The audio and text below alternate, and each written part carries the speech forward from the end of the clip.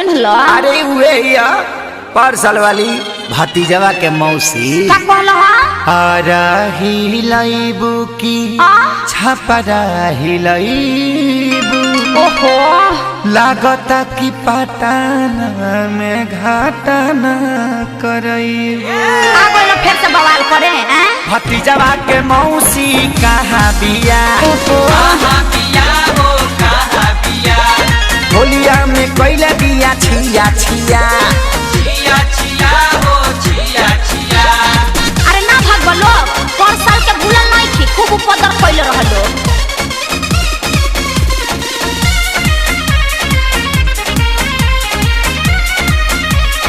होली है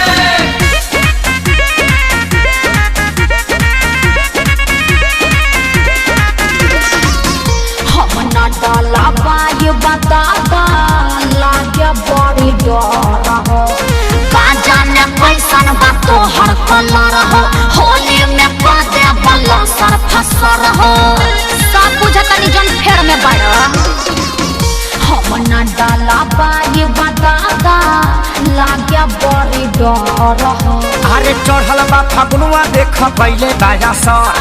फगुआ के संग ही तू लूट ललहर। ओहो अरे छोड़ ना करबो कहार छछा नाये बजिया ये है मर जे दिया। देखो दूर दूर रहो। अरे धरा से फेर नहीं घुरियावले बिया। नहीं चलबो। अरे हटबो कि नहीं की हंसे? बोलिया हिलाइबू की बगसर हिलाइबू। तोहरा कोनो दिक्कत बा?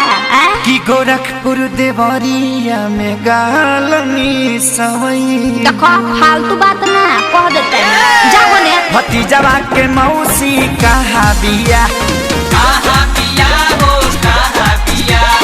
रंग दस दस छिया छिया। छिया छिया हो छिया छिया।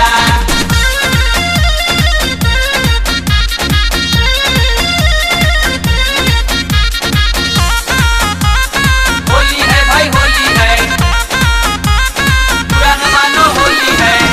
पवन रंजीत जानी कोरी बरिया। चंदन जे जाना सताई पिचकारी, घीचे के झोटना गोबर में लसारी।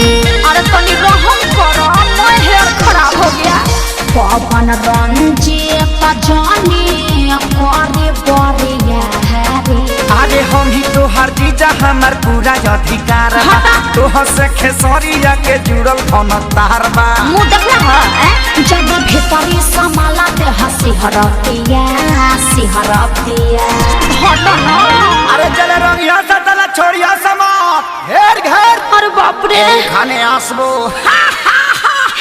আমি থাকবো না। नखड़े देखइबू तब का? की जतरो बनइबू। अरे हटा मुँह देखला है? हसो के फगुनावा का सुखले बितइबू।